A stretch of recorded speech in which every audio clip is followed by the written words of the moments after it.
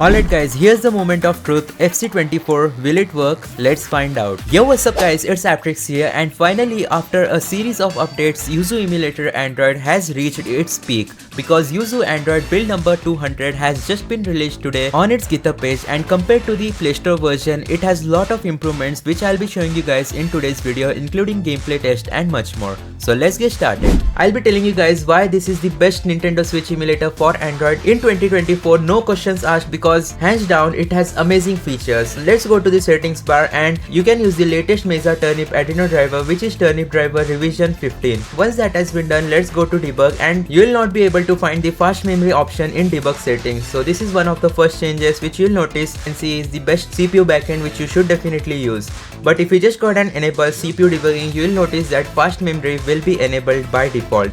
Now there are no new games that require CPU debugging to be turned on, but we'll be testing out FC24 later on in this video, so be sure to watch the video till the end. In terms of system, another big change is that limit speed percentage, it can now go all the way up to 400%, so it's not limited to 100% like before or even 200%. So you can almost get 200 FPS while playing games on Yuzu Emulator Android. Isn't that crazy? Previously there was also another bug where if you disable limit speed percentage and restart the Yuzu Emulator Android, the setting would have been re-enabled. This bug is still present, but for those of us who want to get more than 60 FPS, set limit speed percentage to 400 and it will definitely fix it.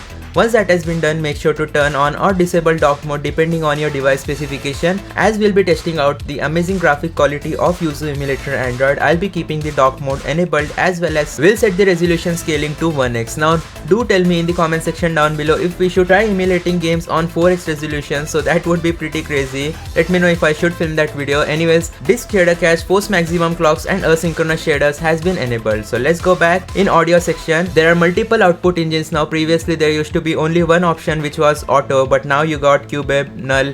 So if you turn your output engine to null, then you can expect few more FPS just like Citra emulator after we disable the audio output, but for today's video we'll keep it at auto. The UI of the emulator has been improved by a little bit, but if we just go ahead and hold any game which we want to test out, you will also notice the add-on section where you can add your DLC packs and many other things. So yeah, this is pretty cool. You can also manage save data by deleting it or adding it. Also you can change game specific settings. So the score for customizability is 100. Let's see the score for compatibility by testing out EA Sports FC24 on Yuzu Emulator Android build number 200, and immediately you will notice that the emulator keeps on crashing.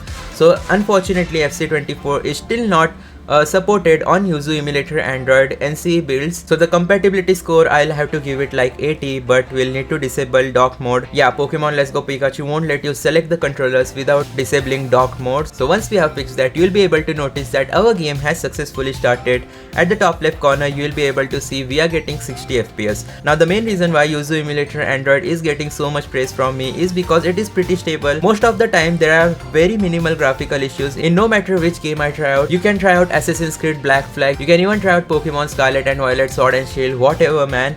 This is not the same Yuzu emulator which we used to see just a month ago. So there have been lot of major improvements in terms of improved compatibility, bug fixes, and graphical issues have mostly been fixed. And the only thing which I would tell you guys is that if you have a low-end Android device, you won't be able to play any major games on the Yuzu Emulator Android. So for MediaTek processor Android devices or even Exynos processor, there is no solution for Mali GPU yet by the developers of Yuzu, so you'll have to basically wait until the Yuzu emulator has been optimized even for Mali GPU Android devices. Other than that, this emulator is perfect. Snapdragon 680 processor or above and 4 to 6 GB of RAM should be enough to get this emulator running on your Android devices. So that's going to be it for today's video. Thanks for watching. Make sure to hit that like button, subscribe, turn on all notifications so you guys don't miss out on future videos. I'll see you guys next time.